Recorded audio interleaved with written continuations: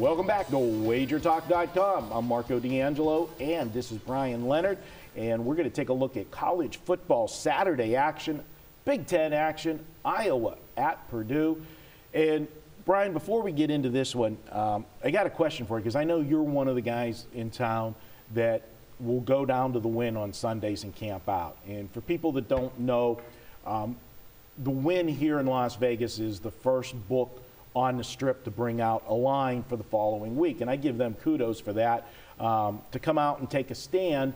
And then a lot of sharp bettors, Brian being one of them, that, you know, you rely a lot on your power ratings. Your power ratings are huge, and, you know, you rely on them, and you go down and you pick off these numbers. And I got to say to you that I have seen in the first couple weeks, the win numbers coming out, there's been some games that they've really been off on, that the public's, you know, jumping on, and then we see the rest of the books come out with the number when the dust is settled. If you want to explain to the bettors what are happening there. Yeah, Johnny Avella and his staff do a terrific job, and I really appreciate them having the guts to go out and be the first ones out there. Cantor's done it a couple times.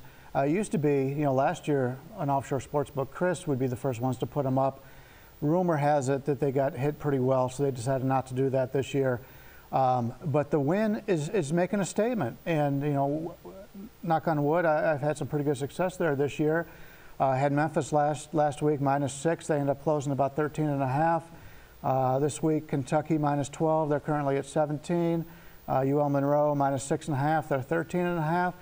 But for every one that they get wrong, they get a lot of them right. And it's just so hard to come out with that early in the week. You're really sticking your neck out. And basically what people do is, you know, like I said, like you mentioned, you know, you make your power ratings. And if I make a line a certain number and I can get that certain number, I know as the week goes on where the line is going to end up. And that's the key on making your power ratings. You want to know where the line is going to end up. So, for example, when a game comes out at 12 and I've made it 16, I know the line's going to go that way. So I'm setting myself up for future thoughts on that game. Now, obviously, I want to keep the -12, but as it goes to 17, maybe I'll buy a little bit back, and maybe a 17.5 at a road book, and possibly get that middle. Yeah, now, so the listeners know, obviously, Win taking a stand, that's great, but they're also going to put a limit on those plays. What is the limit on those? The limit is 2,000, and he moves the line off of that. Sometimes as little as 500 will move the line. I think it depends on who's betting into it, but he's been very generous to me, and every time I've been in there, you know, he says hi and thanks me for coming in.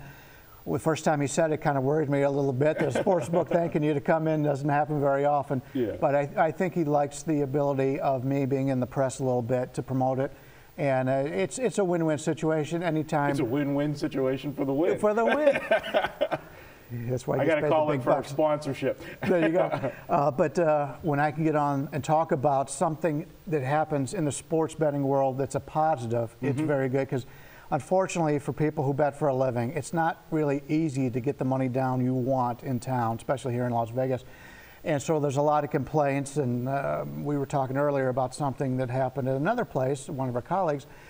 But it's just a situation where it's good to be able to promote something positive. And for him to let us go in, you know, some people 2,000 is a lot, some people 2,000 is not much, but 2,000 at a good number is positive EV, and that's really what we're looking for. All right, we're going to get to this game, but I'm going to tell you, if you like this type of talk about the betting and things that go on in Vegas, shoot me an email at marco@wagertalk.com, and, you know, we'll do some evergreen videos where we'll talk about concepts other than just games, and Brian is an absolute perfect guy to do that with, and we'll try to do that in the future for you.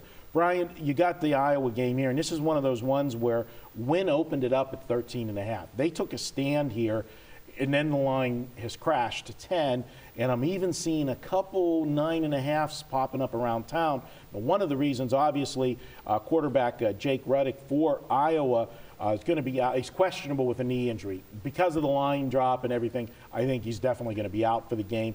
But the backup that came in last week, C.J. Beathard, I believe you say the name, 7 out of 8 for 98 yards. Wasn't a bad performance. Yeah, these two were actually pretty close coming out of camp. The one was more of a veteran player. Beathard, I believe, is a sophomore. He does have a stronger arm, And when they brought him in the second half, basically it was an injury. He had to come in. But there had been talk before that, because the offense has been a little stagnant coming out to start the season, that they were going to make the quarterback change at some point. Ferentz just said, he goes, we'll just deal with it when it comes. He said, but now he has the opportunity to play the younger player. And when he came into the game, it opened up the running game. Anytime you have ability to throw the ball, it's going to open up the running game. And that was really what Iowa struggled with early in the season. It was the running game. So when Iowa was able to run, they have success. Now they're playing a Purdue team who played 2 FCS schools, looked good against them, but Purdue always looks good against these FCS schools. When they play Notre Dame, they look good, but they always look good against Notre Dame. That's their big rival. That's the team they get up for. Now they're playing an Iowa team who's had their way against them, and I think they're going to do it again. All right, and I'll just throw one comment in on the Notre Dame game. You like Iowa here, and can't disagree with you, but Purdue also Purdue caught Notre Dame the week after the Michigan game, so you know there was going to be a flat spot there.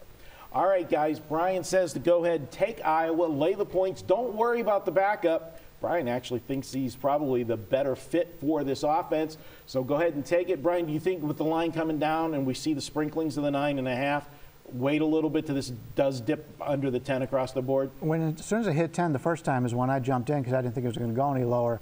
But now that we have seen a 9.5 or 2, and we've seen how the lines have had very little buyback so far this season, a lot of nice runs, there's no reason to jump into it unless you start seeing those 9.5s disappear. Okay, there you go. We're going to be back. We're going to head to the NFL next. WagerTalk.com. Thanks.